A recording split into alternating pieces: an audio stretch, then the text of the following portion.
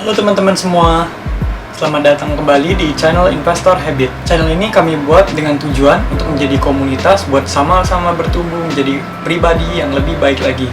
Channel ini akan berisi macam-macam konten mengenai edukasi, bisnis, motivasi, dan berbagai konten positif lainnya. Pada kesempatan kali ini, aku ingin membahas sebuah buku yang berjudul Quadrant Cash Flow, yaitu buku karya Robert Kiyosaki. Bagi teman-teman yang udah belajar tentang personal finance sebelumnya, pasti teman-teman udah nggak asing dengan Robert Kiyosaki. Beliau juga menulis buku yang berjudul Rich Dad Poor Dad. Buku tersebut pernah saya bahas di video sebelumnya. Teman-teman bisa coba nonton video yang sebelumnya. Di video kali ini, kita akan fokus membahas tentang cash flow quadrant. Jadi, cash flow quadrant itu dibagi menjadi 4, yaitu E, S, B, dan I. E adalah kuadran employee atau karyawan, S adalah self-employed atau small business owner, B adalah business owner, dan I adalah investor. Jadi kuadran E ini terletak di kiri atas, yaitu kuadran employee, di mana kuadran ini berisi orang-orang yang bekerja untuk suatu perusahaan.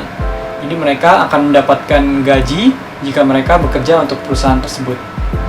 Jika mereka tidak bekerja, maka mereka tidak akan mendapatkan penghasilan. Dan yang kedua adalah self-employed atau small business owner. Jadi mereka contohnya adalah seorang freelancer, atau bisa juga mereka adalah seorang pemilik bisnis kecil di mana mereka harus terjun ke dalam bisnis tersebut agar bisnis tersebut bisa menghasilkan uang untuk mereka. Yang ketiga adalah yang berada di kuadran kanan atas, yaitu B, business owner. Jadi orang-orang yang berada di kuadran B ini adalah orang-orang yang menjadi seorang pengusaha atau entrepreneur.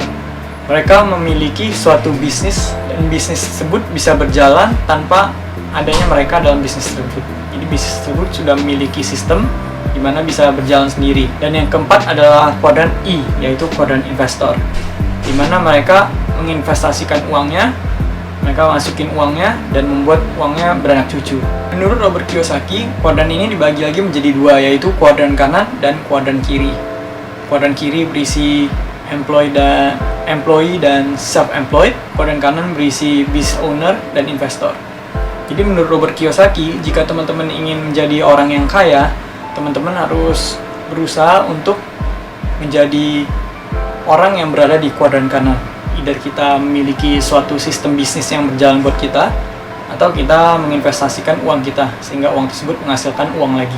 Faktanya di lapangan adalah orang-orang yang berada di kuadran kanan itu jumlahnya hanya 5% dari keseluruhan. Namun mereka menguasai 95% uang yang berada di dunia ini. Dan begitu juga dengan sebaliknya, yang berada di kuadran kiri jumlahnya hanya 95%, namun mereka mengejar 5% uang yang beredar. Bisa dibayangkan sulit sekali, bukan? Kan menjadi orang-orang yang berada di kuadran kanan, kita juga memiliki kebebasan, di mana kita membuat uang bekerja buat kita. Dan juga kita memiliki leverage, di mana kita menggunakan OPM dan OPT, yaitu Others People Time dan Others People Money. Nah, contohnya kalau kita menjalankan suatu bisnis, kita merekrut orang-orang yang lebih pintar dari kita, dan orang tersebut akan menjalankan bisnis itu untuk kita. Kalau saya sendiri pribadi, saya sedang berada di kuadran E, yaitu kuadran employee. Saya masih bekerja di suatu perusahaan yang ada di China. Namun saya rutin melakukan investasi. Di setiap kali menerima gaji, saya selalu meluangkan sebanyak-banyak yang saya bisa. Biasa angka berkisar sampai 80% digunakan untuk tujuan investasi. Tujuan saya adalah supaya bisa jadi orang yang berada di kuadran kanan. Kalau menurut saya pribadi, sebenarnya kita juga bisa menjadi orang yang berada di lebih dari suatu kuadran. Contohnya teman-teman sedang bekerja untuk suatu perusahaan, tapi teman-teman juga sambil menjalankan suatu bisnis, atau teman-teman juga melakukan investasi, membuat uang bekerja untuk kalian. Jadi menurut saya tidak ada salahnya untuk kita menjadi di kuadran apapun. Semua itu kembali lagi ke pilihan teman-teman sekalian. Akan lebih baik lagi kalau kita memiliki lebih dari satu sumber penghasilan. Dari itu menjadi seorang karyawan, atau self-employed, atau business owner, atau bisa juga investor.